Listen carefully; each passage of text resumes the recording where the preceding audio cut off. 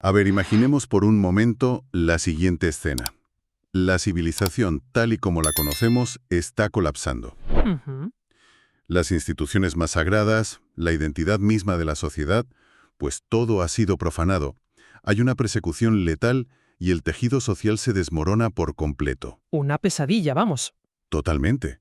Y quienes sufren todo esto claman al cielo buscando, no sé, una palabra de aliento, una solución rápida, o al menos la promesa de que mañana todo volverá a la normalidad. Claro, lo humano, lo que cualquiera pediría. Exacto. Pero la respuesta que reciben del cielo no es un mensajito tranquilizador, para nada.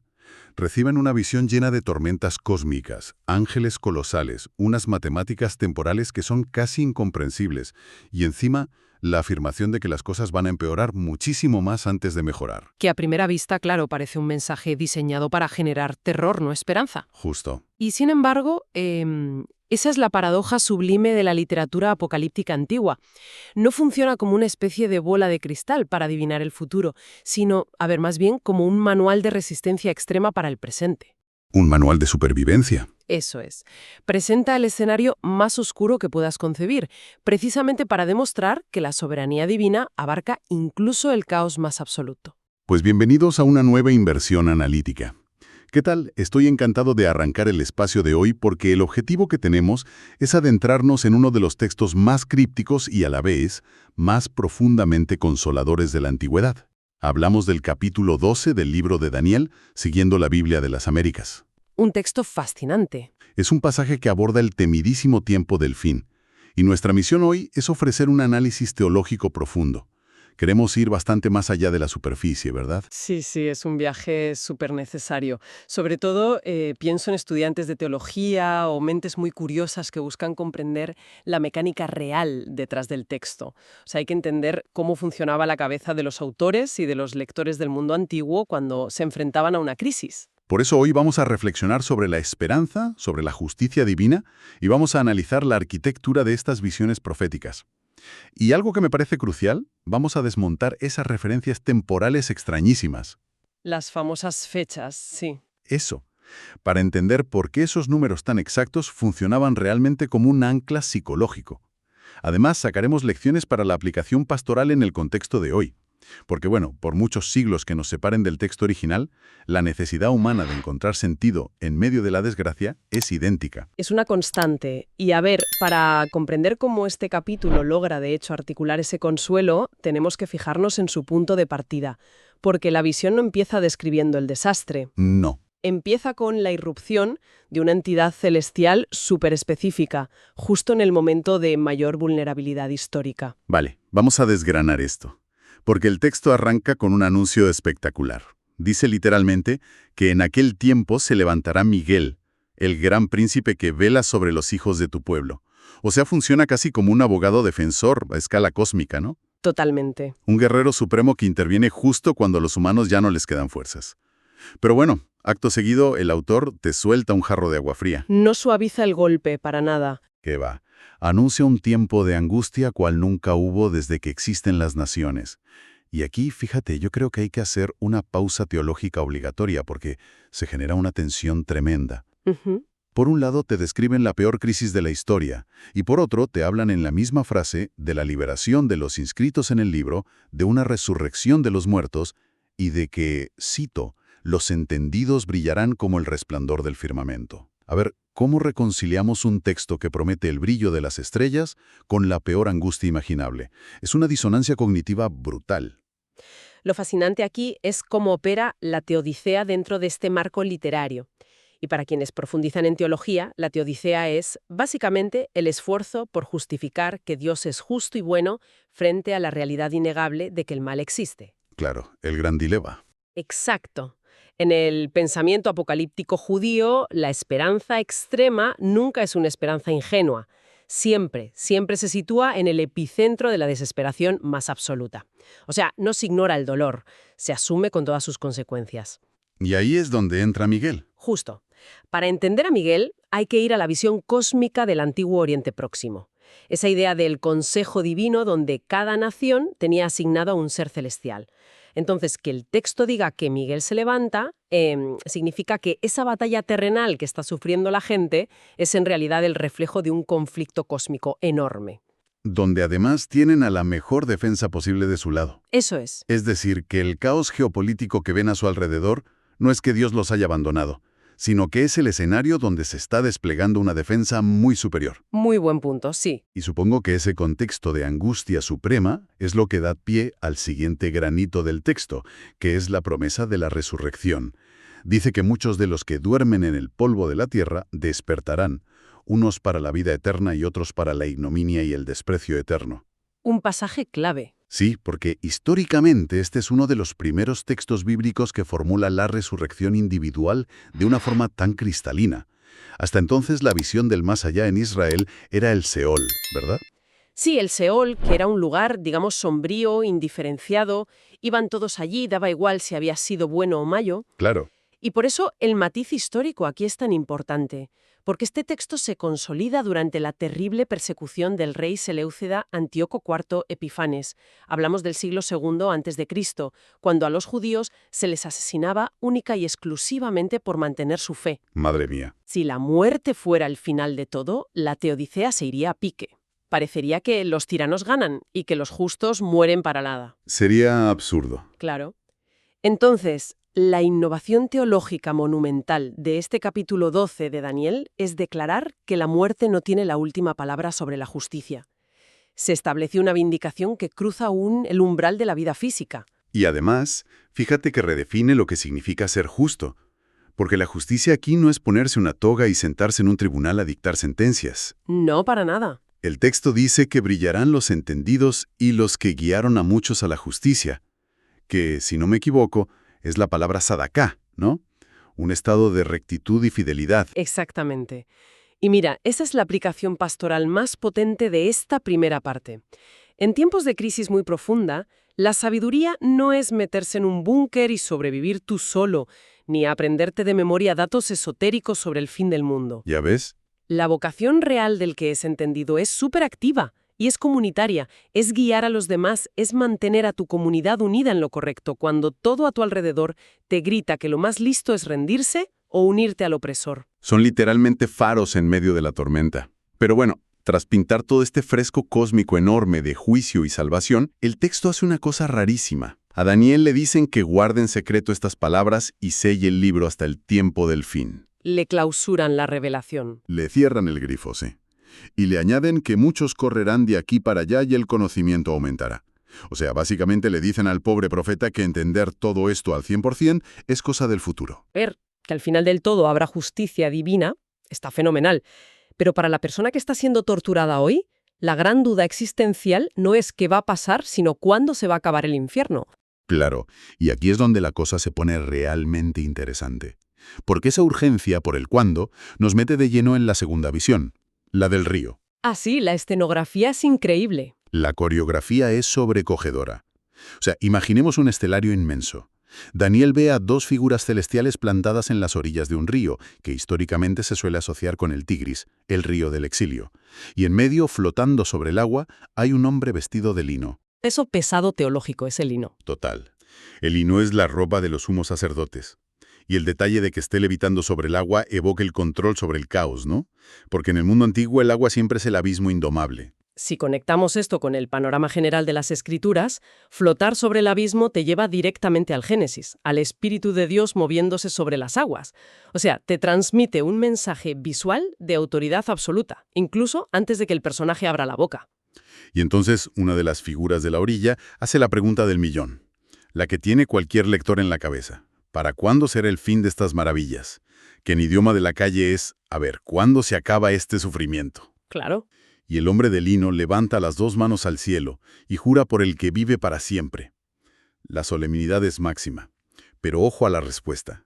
Dice que durará un tiempo, tiempos y la mitad de un tiempo. Ya, la famosa frase. A ver, perdona, pero a primera vista parece que el cielo te está mandando a la burocracia. Si estás viendo tu mundo arder y te dicen tiempo, tiempo, sí, medio tiempo, suena a acertijo barato, no suena a consuelo. A ver, podría parecerlo si lo miramos con nuestra mentalidad súper occidental, que estamos obsesionados con la agenda y el calendario del móvil. Pero para los oyentes de la época y los que estudian literatura apocalíptica, esa métrica no sirve para poner una fecha con boli rojo en un calendario. Su propósito es marcar un límite estructural. ¿Cómo es eso? Pues mira, un tiempo, tiempos y medio tiempo suma 3,5. En la numerología hebrea, el 7 es el número de la plenitud, de lo perfecto, de la creación que está completa. Y 3,5 es exactamente la mitad de 7. Ah, amigo. O sea, estamos ante un mensaje teológico, no es un cronómetro. El 3,5 representa un mal que está roto, que está fracturado. Nunca va a llegar a la plenitud del 7. Esa es la clave, totalmente. Y el juramento que hace con las dos manos alzadas, que es rarísimo porque lo normal era jurar levantando solo una mano, lo que hace es enfatizar que Dios está garantizando con toda su autoridad que la tiranía y el mal tienen un límite, su victoria siempre va a ser parcial. ¡Qué potente! Pero, y aquí viene lo duro, el texto pone una condición para que llegue ese desenlace. Dice que todo se cumplirá cuando se termine la destrucción del poder del pueblo santo. Buf. Es que esa frase te hiela la sangre. Destrucción del poder del pueblo santo. Suena que el requisito para que Dios gane es que los humanos pierdan de forma absoluta y humillante. Y es que es así. O sea, hay que entenderlo con una analogía. Piensa en una demolición controlada. A veces, para reconstruir un edificio y ponerle unos cimientos sólidos que dependan de Dios, primero tienes que echar abajo la estructura vieja. El orgullo, la creencia de que puedes salvarte con tu propio ejército, tu política. Claro, la autosuficiencia. Eso es. El texto te dice que la salvación no llega porque la gente forme una resistencia armada invencible. Llega en el punto más bajo de debilidad, cuando ya es evidente que el rescate solo puede venir de arriba. Es llevar a las personas al límite absoluto de lo que pueden aguantar. Es abrumador, la verdad. Y creo que la escala de todo esto, los ángeles gigantes, los juramentos, las matemáticas raras, y encima esa promesa de destrucción total antes de salvarlos, pues es una sobrecarga emocional enorme.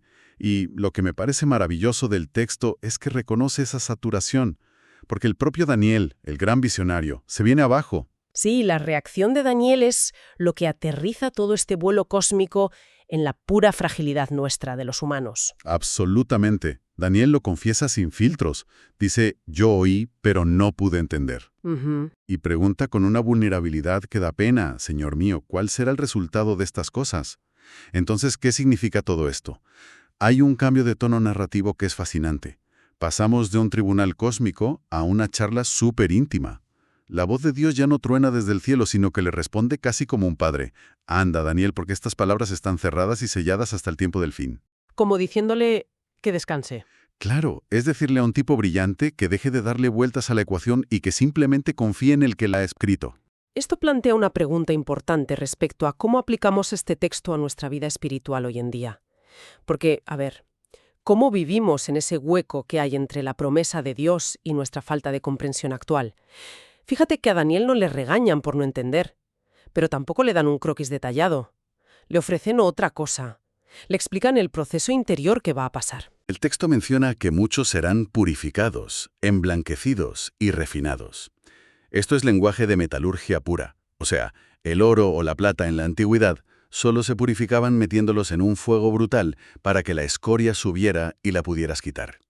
Y mientras pasa eso, dice que los impíos procederán impíamente y que ninguno de ellos lo entenderá, pero los entendidos sí. Y ojo, comprender aquí no es tener una bola de cristal para el futuro, es comprender el sentido de la prueba, es darte cuenta de que en medio del fuego hay una mano trabajando en purificarte moralmente.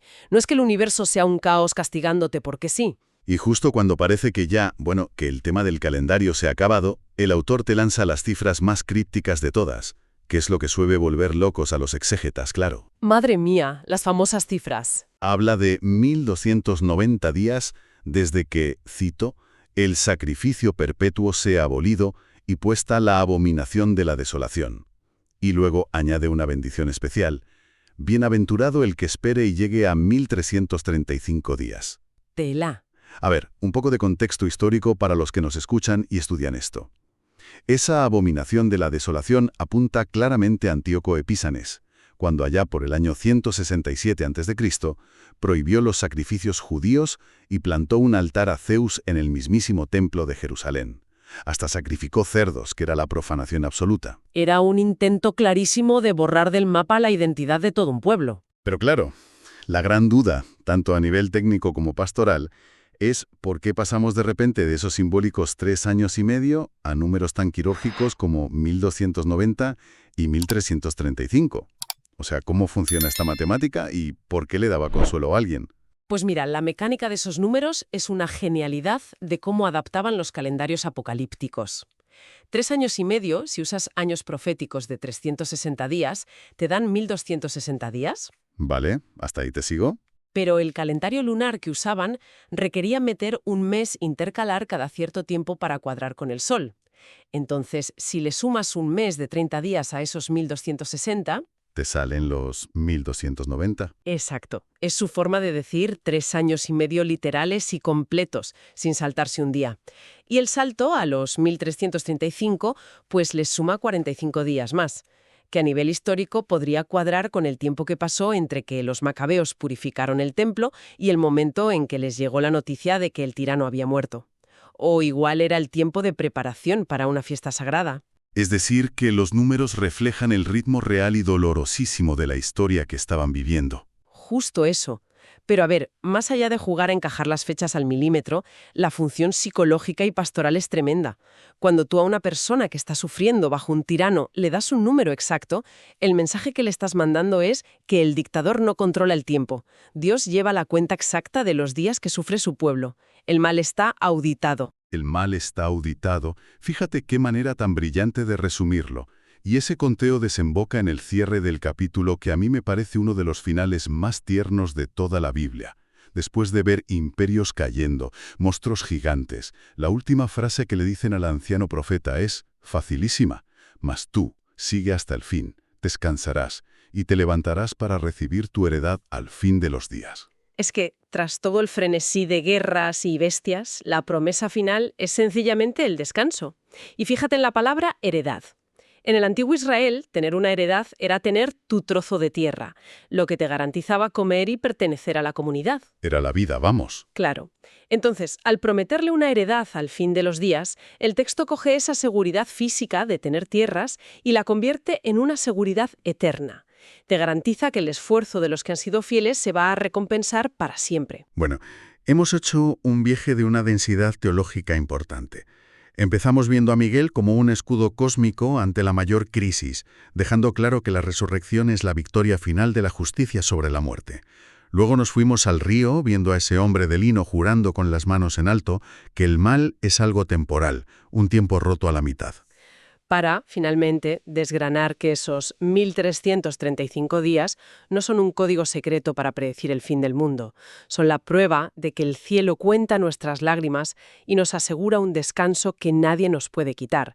Para los que aguantan el fuego, claro. Y antes de despedirnos, hay un hilo que se nos ha quedado ahí suelto y que engancha este texto tan antiguo directo con nuestra sociedad de hoy. A ver, ¿a qué detalle te refieres? Pues al versículo 4, cuando le dicen que selle el libro, le advierten de que muchos correrán de aquí para allá y el conocimiento aumentará. Oye, es que da escalofríos leer esto hoy en día. Totalmente profético. Es que vivimos en la era de la información total. La gente corre como pollos en cabeza, tanto en la calle como en Internet. Tenemos petabytes de datos literalmente a un movimiento del pulgar en la pantalla. Todo el conocimiento técnico está ahí. Y sin embargo, este texto te obliga a mirarte al espejo y preguntarte, oye, ¿estamos confundiendo tener muchos datos con tener verdadero discernimiento? Es el gran contraste de los textos proféticos. Tú puedes tener mucha erudición técnica, mucha información, pero si no hay una base moral, la sociedad se queda hueca a la primera crisis. Esa es la gran provocación con la que nos deja el texto. O sea, con tanto ruido de fondo y tanta información superficial, ¿de verdad estamos cultivando el entendimiento real? Ese entendimiento que te hace ser un faro en la oscuridad, que te empuja a guiar a tu comunidad, a aguantar la tormenta y esperar los tiempos de Dios. O por el contrario, pues estamos corriendo de aquí para allá, estresados y perdiendo de vista nuestra verdadera heredad. Es una pregunta que desde luego merece que le demos una vuelta en silencio estos días. Muchísimas gracias a todos los que nos acompañan siempre en esta inmersión analítica y os invitamos a seguir escarbando en las riquezas que esconden estos textos milenarios. Un saludo y hasta la próxima.